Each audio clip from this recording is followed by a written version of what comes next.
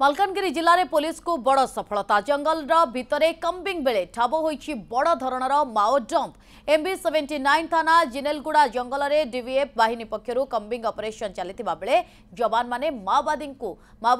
Dump को ठाब करिसेंति जहां मध्यरु मिलिछि गोटे एसएलआर बंदूक एसएलआर मैगजीन 4टी चार्जर 50टी एसएलआर गुली सहित नक्सल पोशाक और प्रचार पत्र सुरक्षाकर्मी को टार्गेट करने लगी माओवादी एही सबु विस्फोरक सामग्री जंगल भितरे लुचाई रखिथिले बोली मालकानगिरी एसपी विवेकानंद शर्मा कहिसेंति।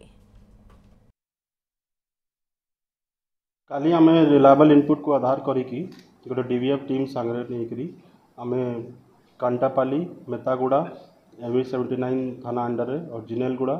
टोकालगुड़ा मोटू पीएस अंडर रे गोटे सर्च ऑपरेशन करितलु सेठु गोटे आमे गोटे बड़ माओइस्ट डंप बाहर करिछु से माओइस्ट डंप को एमाने सिविलियंस को टार्गेट करिवा पाई किंबा सिक्योरिटी फोर्सेस को टार्गेट करिवा पाई यूज करि पारथंती ये गोटे से भितरे हमको गोटे एसएलआर राइफल विथ स्लिंग गोटे एसएलआर मैगजीन 4टा ammunition charger clip SLR ball ammunition 50टा .303 बॉल एम्युनिशन 2टा मैगजीन पाउच 2टा टूथब्रश गोटे सोप गोटे माओइस्ट शर्ट गोटे जंगल पैच क्लोथ गोटे मार्कर पेन गोटे आउ टॉर्च विशल कॉर्ड और अन्य अन्य जिनस सबू आम मिलीचु ये आमर माओइस्ट सांगरे जो लड़ाई चली से उपरे गोटे भल सफलता आमको प्राप्त होती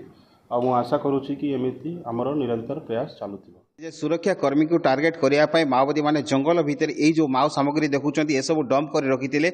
मालकानगिरी जिलार जो MB79 आ जो मोटू मध्यस्थ जो जंगल रही जिनेलगुड़ा जंगल भितर यही सब माओ सामग्री को ठाब कर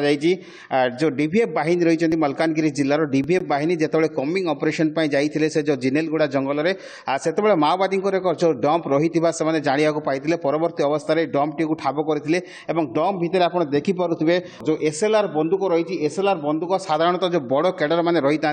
माओवादी बड़ कैडर माने ही जो एसएलआर बंदूक धरी था जो छोट छोट कैडर रही था से पाखे जो नली बंदूक 303 बंदूक ये सब रही है सहित देखो एसएलआर मैगजीन रही जो एसएलआर मैगजीन एसएलआर गुड़ी सहित देखो भारी मात्रा जो विस्फोरक सामग्री रही तेणु यू आम कौटना कौटी कहीपर जो छत्तीसगढ़ माओवादी मैंने बर्तमान जो पलायन करुँच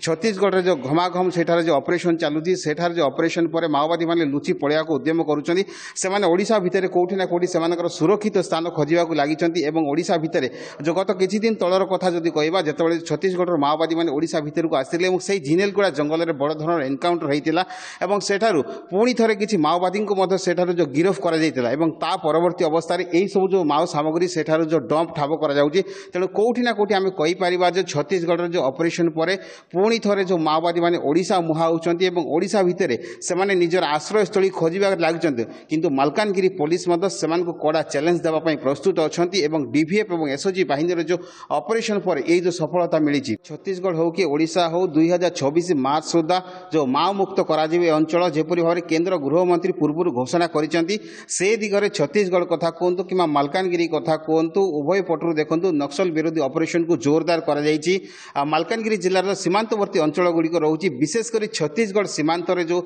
किसी जो अंचल रही से सब अंचल माओ उपद्रव एबी रही से सब अंचल ऑपरेशन को जोरसोर करा जाउछि एवं माथिली अंचल कथा कहतु किंबा कालीमेला अंचल कथा कहतु जो रास्ता देकी छत्तीसगढ़ माओवादी प्रवेश करिवार जो आशंका रही से सब जगार देखु जगह सील करा जाउछि से सब अंचल में बीएसएफ बाहिनी मुतयन अच्छा और एसओजी डीवीएफ बाहिनी से अंचल में क्रमागत भाव में ऑपरेशन को जारी रखिंट जेपरी भाव में माओवादी माने मालकानगिरी भितर प्रवेश करें नहीं से दिगरे समस्त प्रकार प्रयास करुँच आमर ये जो जवान माने रही